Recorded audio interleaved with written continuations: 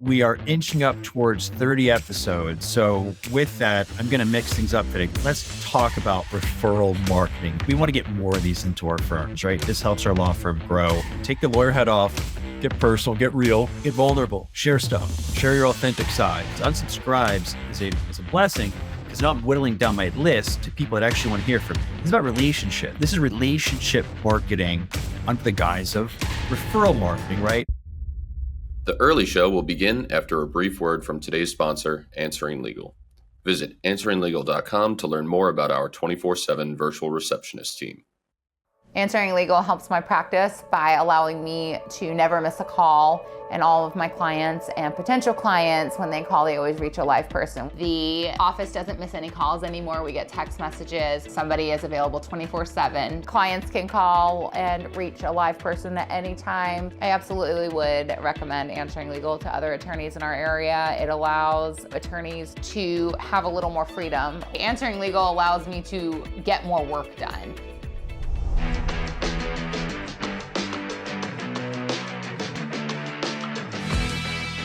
Hi, everyone, and welcome to another episode of The Earley Show. It's sponsored by our friends over at Answering Legal. I'm your host, Chris Earley. I'm a personal injury attorney in Massachusetts. And on this podcast, The Earley Show, on each and every show, I try to bring to you the very best and brightest in the legal industry. Now, we are inching up towards 30 episodes. So with that, I'm going to mix things up today because I believe in changing things up every once in a while. It keeps things interesting. This is going to be a solo cast. This is going to be strictly me speaking about a topic that I think we can all derive value from. And, send me your feedback. Let me know what you think of this format. If you like this, I can do more of them. If you're not a fan, I can, we'll just do more of the status quo, obviously bringing on high caliber guests all the time to you. So regardless of how this goes, right, I'm just going to let it rip, but I'd love to hear your thoughts because that helps me to get better and give to you more of what resonates with you. So why this topic of referrals, right? Well, I think we can all agree that we all love referred cases. Referred cases on average tend to be the better cases. These cases come to us in a silver platter. We generally don't have to do anything, right, to market these cases. And so it's one of those things where we want to get more of these into our firms, right? This helps our law firm grow. This helps us represent people who need our services. So let's talk about referral marketing, how to get more of these cases that all of us obviously want. I'm just going to give you sort of how I roll with these things, right? I hope these things work for you. These things take work. None of these things are easy, but I can tell you none of these things cost a lot of money, if any money, frankly. This is just a lot of sweat equity we're going to be talking about today. So whether your monthly, marketing budget is 1,000, 100,000, this can apply to you, right? No matter where you're at in your journey. Number one, a key driver for my referrals is my newsletter, right? I want to say this is my 6th year of sending out a paper newsletter. Since I started doing this in 2018, I've done this consistently, right? I don't take breaks. I don't take my foot off the gas. I send a paper newsletter to thousands of people consistently, right? On lock. And here are some things that I try to do in my newsletter. I try to take my lawyer hat off. I've come to appreciate and understand that people don't really care about Chris, the lawyer. They tend to care more about Chris, the person. So when I finally, after years and years, figured that out, I've leaned into my more personal side of my newsletter. And this has worked for me. But I encourage you to just be your authentic self. Make your newsletter interesting, right? Don't talk about boring things like complex legal concepts that no one really cares about. Make it interesting. In my newsletter, we have Rory's recipe, which is my wife, Rory. She shares a recipe every month. I share a personal story about what I'm doing in my family, what my kids are up to. I just, again, take the lawyer hat off and I try to make it really personal and interesting for people. And I've been doing it, like I said, about 6 years. So I discovered the more personal I get, the more traction it tends to see. I just, encourage you, loosen up your tie. Just take the lawyer hat off, get personal, get real, get vulnerable, share stuff, share your authentic side, right? People truly care more about you as a person than they do as you as an attorney. So lean into that. You can do a print newsletter monthly, it could be bi-monthly. I would shy away from quarterly. quarterly is just too random of an act, right? You're just it's just too few and far between. At a minimum, bi-monthly, ideally monthly, right? For your newsletter. Here's another thing I do is an email blast. This is number 2, an email blast. So for years, I've been sending out an email blast because I'm a big believer in leveraging my list. I tell young lawyers, middle-aged lawyers, elderly lawyers, I tell everyone, use your list, right? If you don't have a list, start building it. The best time was 5 years ago. The next best time is today. Start building your list, right? Because we're going to leverage our list with a paper newsletter. We're also going to leverage our list with our email blast. So I have a couple different emails that I send out. My intention is very laser focused, and that is to stay in touch with my herd of attorneys that refer me cases, my herd of clients, right? Past clients, current clients. So this is my program that I follow that I've discovered works well for me. But you have to figure out what works for you, but you won't know until you try. So I encourage you to implement some of these things. So as it relates to an email blast, I have a robust list that's segmented. I have a segmented list of attorneys, nearly 800, I think almost 850 attorneys on my attorney newsletter email list. And I also have a former and current client email list. These are 2 siloed email lists because when I market, I want to have a specific conversation. I don't want to just use a shotgun approach. It's more of a sniper approach I talk about a lot.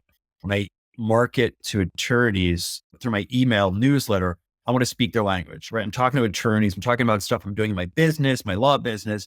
I'm talking about conferences I'm going to. I'm sharing an American Bar Association column I just published. I'm sharing my podcast. I'm talking to fellow lawyers because I speak their language and I understand their challenges because they're my own challenges. So I always try to, in fact, I do each and every week and I have for years. So many of you listening to this, you receive my email. If you don't, I want you to head over to practicetipoftheweek.com, practicetipoftheweek.com. It's a free newsletter. I send it every Tuesday morning, 6:30 a.m. Eastern time. This is a way for me to stay in touch with attorneys that refer me cases. And it's a way to generate new referral relationships with attorneys. So I really this takes a lot of work, right? It's not easy. I try to bring my best content into these newsletters I send to lawyers, and I put a lot of focus and thought into it. And thankfully it gets opened a lot. I get a good response. So it's another way for me to generate referrals because at the very top of that email, I say, hey, thank you for your referrals, right? It's very clear at the top of the header that I'm seeking referrals because I'm very clear and upfront about that. So that's a low hanging fruit you can leverage, right? Email your list of attorneys, get that list growing each and every day.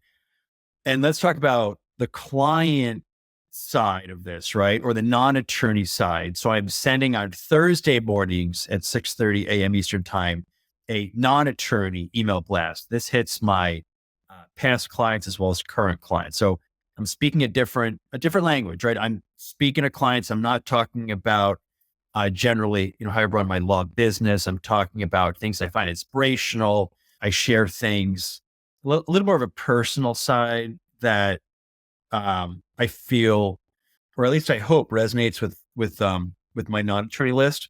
That email list has thousands of people, and again, I put thought into this. I put thought into my subject line. I put thought into all these things so that not only does it get open, it gets read. Because I want to give value. I don't want to make it about Chris Earley and call early before it's too late. Yeah, of course I put that stuff in there. Of course I want referrals, and I make that obvious in that newsletter. But I also want to just give value, share resource. Hey, here's a book I'm reading this week. Here's something I read recently. Here's a podcast I was on. Check it out. I thought we had a good conversation on that podcast. Just things like that. And I don't truly care. I mean, if people don't open it, that's okay.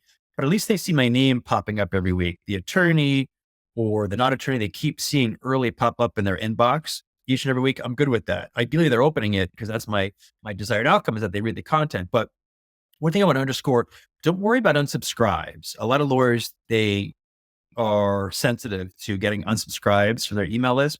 To me, I don't care about that. I used to care about that. I don't anymore because unsubscribes is a blessing because now I'm whittling down my list to people that actually want to hear from me.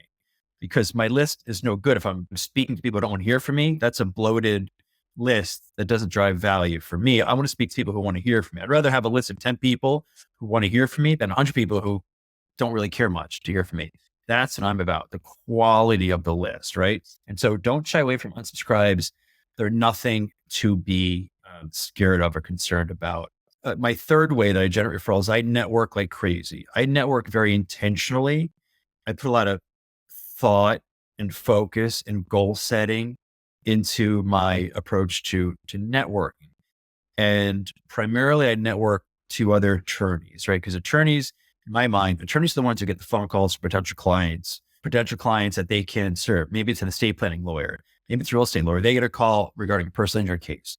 They don't handle that. So they need someone to refer it to. I try to show up and be that person, right? And I network intentionally to my two other attorneys so I stay top of mind. So how do I do that? I seek out a lot of public speaking opportunities. I haven't always been that way. I used to be a lot shyer and reticent to seek out these opportunities. Now I solicit them very gratuitously, right? I'm always asking for speaking opportunities. I speak constantly in front of attorneys because these are the audiences that I want to be in. These are the rooms I want to be in. Ideally, it's in person because in-person public speaking is so much more impactful than Zoom. But then again, Zoom is much more convenient. I don't have to travel. So I'll take any either actual or virtual speaking room I can obtain for myself. I don't care about audience size. I don't care if there's 5 people, there's 5,000, right? As long as you can give good content to people, they're going to appreciate it. That's going to spawn more speaking opportunities. So you really have to ask for these things. This is how you generate referrals. Make clear, at some point towards perhaps the end of your presentation, hey, it's Bob, I love your referrals, right? I would love your referrals. Hope you found my presentation helpful. My law firm, we really rely on referrals. So please keep us in mind for referrals, right? That's a really good way. This is another way that I do it that I don't see a lot of other attorneys do, that you can just swipe and deploy. At the end of my presentation, either whether it's in person or virtual, I have a QR code that the person in attendance can scan on their cell phone. That'll bring them right to a landing page, which is practice tip of the week, right? Practice tip of the week. That gets people on my newsletter, my e-blast, so that I'm really exponentially growing my email list of attorneys. I spoke at an event last year, one presentation I gave, and I was able to get about 75 attorneys from that one presentation onto my email blast, right? So that's low hanging fruit you can do, right? Just think of different creative ways that you can get these speaking opportunities. But once you get them, how are you going to leverage them? Because it's one thing to present to people, but how are you going to carry on the conversation afterwards? So I say, at the end of my presentation, it's not only, sign up for my attorney email blast, but let's have coffee, either virtually or in person. Let's get together. Let's have a conversation. Let's help each other grow. It's not all about me saying, hey, I want your referral, send me cases. I talked briefly about that, but it's more like, hey, let's get to know each other. Let's talk. Let's have a conversation. Let's get to know one another so we can help each other grow and share ideas, share referrals, right? It's not all about me. It's about how can we have a relationship and grow together. I think that's really, really important. I do a lot of coffee dates, right? So we just talked about public speaking. That's one to many networking. I think it's the holy grail of networking is public speaking, but a close second is the one-to-one coffee. I call them coffee dates. I'm doing these all the time, typically multiple times a week. The reason why I'm able to do these is I have an amazing team back at the office, kicking butt, working the cases. And this is a way for me to focus on business development. So I have coffee with many, many lawyers, tens of lawyers each and every year. I've done that for many years. So I just recently released my memoir called Scaling the Wall. So now I show up to every coffee date with my book. I like to just slide across the table, like, hey, Henry, hey, Jane, check out my book. I'd love for you to read it.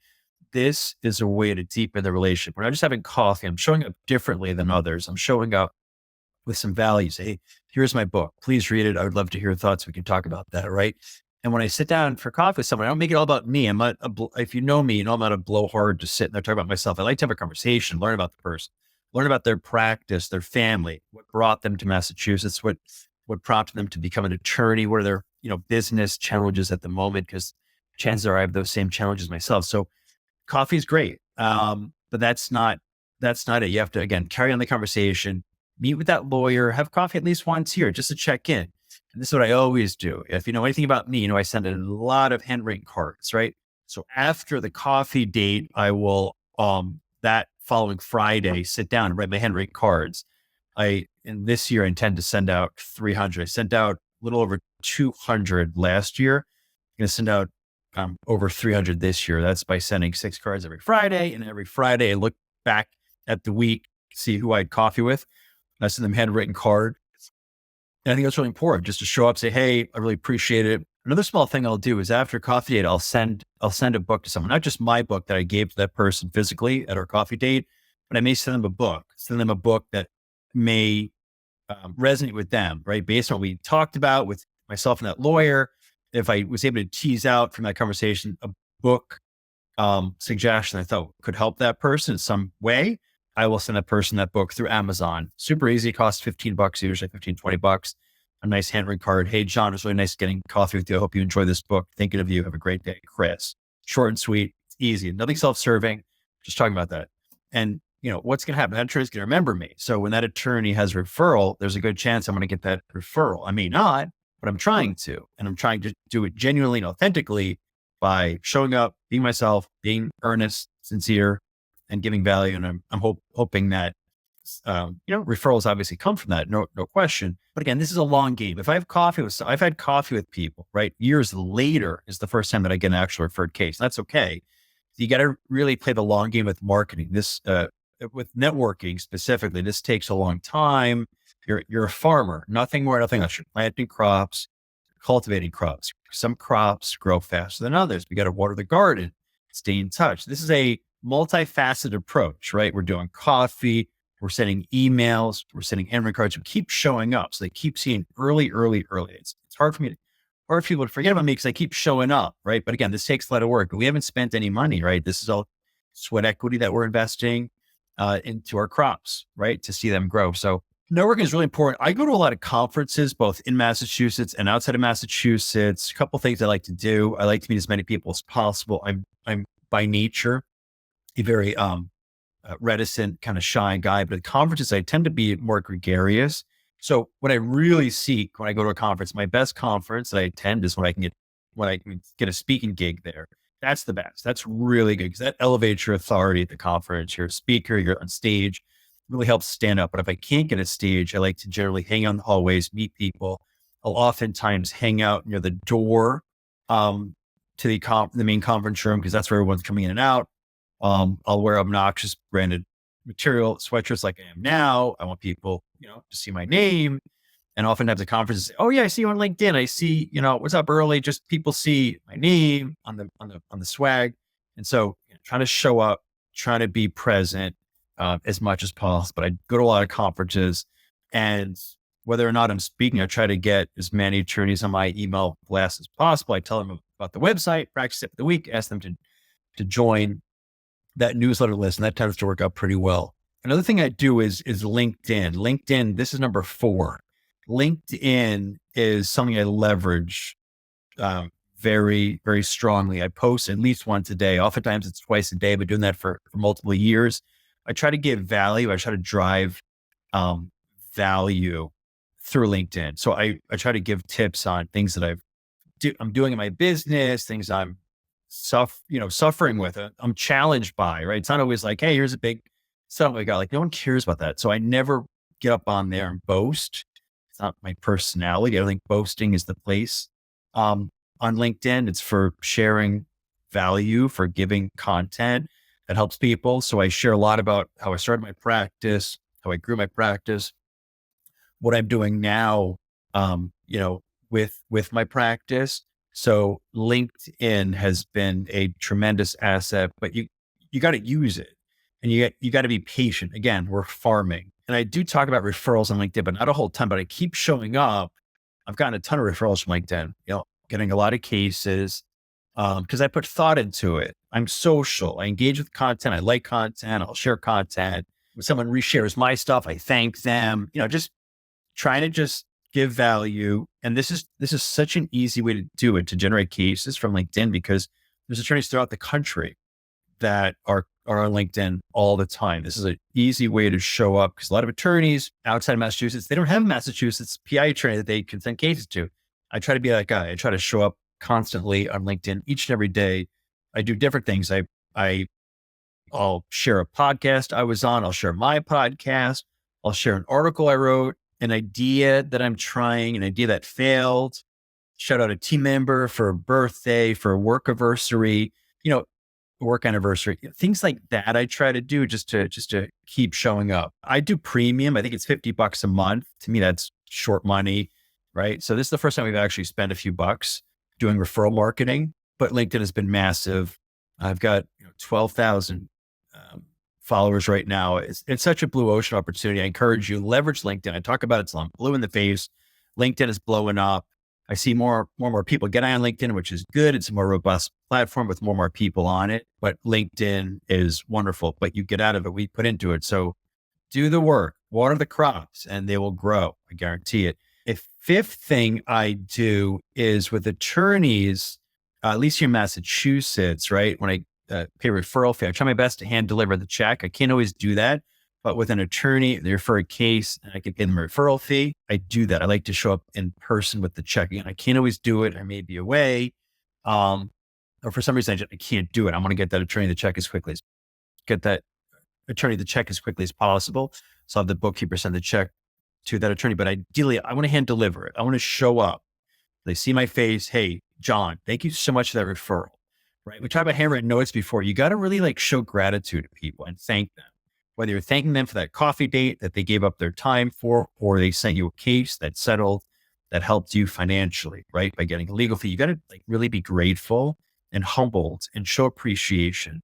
Because the more you do that genuinely, that the more that attorney's going to send you cases. It's a foregone conclusion. So if you can, show up, hand deliver. If you're able to pay referral fees to other attorneys, show up with a check, ideally a handwritten note, just to be different, to stand out. How many attorneys do that? Almost no attorneys. And I've been an attorney for 20 years. I think I count one or two times an attorney has hand delivered a referral fee check. So it doesn't happen a lot. Again, we're trying to just, show up a lot differently to stand out. So we want to obviously incentivize that attorney to send us more and more cases. So that's a low hanging fruit thing to do. It doesn't cost any money and I highly encourage it. All right, those are the 5 things. Here's a bonus tip that I thought of. So I talk a lot about the 80-20 rule. So what we want to do, for anyone who isn't familiar, the 80-20 rule states that 20% of the causes generate 80% of your results. And conversely, 80% of the causes generate 20% of the results. What does that mean? So there's a small minority of attorneys that refer you the bulk of your business.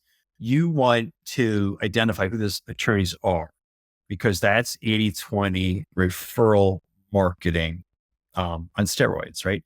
Because some attorneys will send you cases sporadically once in a while, but a few will send you lots of cases. You got to really hone in on that, really roll out the red carpet for them, treat them so well, show them the love, hand deliver that referral fee check, send them handwritten notes, thank you cards, really show love to them and they will keep, referring to you. And ideally, they're going to refer other attorneys to you, right? So, John Smith, Esquire, really thinks highly of you. He's going to tell his friend, hey, you got to send case to this guy. He's really good. Takes care of me with the referral fee, all that good stuff. Assuming you can pay referral fees to attorneys, obviously, right? Got to be ethical here. This is all about relationships. So these 5 things, plus this bonus tip we just talked about. Yeah, this is about generating referrals. This is about relationships. This is relationship marketing under the guise of referral marketing, right? So anyone knows about me, again, I try to give value. I try to give my best stuff. This took me a long time to figure out, but the more I share, the more I give. I used to be very reluctant to share my strategies. Now I literally get up on this podcast to share how I get cases because I'll be honest with you, most people won't do this work that I do. They're not going to put in the time and the sweat that it takes. So I'm very secure sharing this stuff. And I encourage you, take advantage of this stuff, do this work. Nothing special about what I'm doing over here. What's different about what I'm doing is I do the reps and I show up every day in the gym and I'll do the exercises that bring in the cases, right? So I encourage you, share your best stuff, share your ideas, get up on LinkedIn, share how you grow your business, share start a newsletter, share your wins, share your losses, right? Have coffee with people, share your wins, share your loss. Just referral marketing by way of relationship marketing is, to me, the most authentic way to not only have a lot of cases, but have a happy career, to align yourself with others that appreciate your message, that appreciate what you're putting out there. So I hope that was helpful. Again, like with most things, I don't sit down and analyze it to death. I just sort of let it rip, let it riff and how I kind of do that. So that was referral marketing. I'm gonna do a few of these throughout the year. Let me know your feedback. Again, this isn't pretty. It's not like some clean thing I just sort of spitballed. I hope it was helpful to you. Again, I encourage you, as I mentioned earlier, check out my memoir. It's called Scaling the Wall. It's on Amazon. It's a book not only for attorneys, but really for anyone. It's about challenges that I faced and dealt with the hard way. I encourage you to read it. Again, Scaling the Wall on Amazon. Got to plug it again if you have not already. Signed up for my e-blast for attorneys. It's attorneys only. Go to practicetipoftheweek.com to sign up. And please leave a review. That's how this podcast gets more traction. Leave a review, slam a 5-star review wherever you consume your podcast. It helps us reach more people and distribute the content to more and more people. So I appreciate your time. Thanks for being a listener of the show. Please share the show with someone else you think can benefit from the show. I really appreciate that. So with that, I'm going to end the show. And that's it for this episode of The Earley Show. Be sure to check out more episodes of our show on Spotify, Apple Podcasts, the Answer Legal YouTube channel.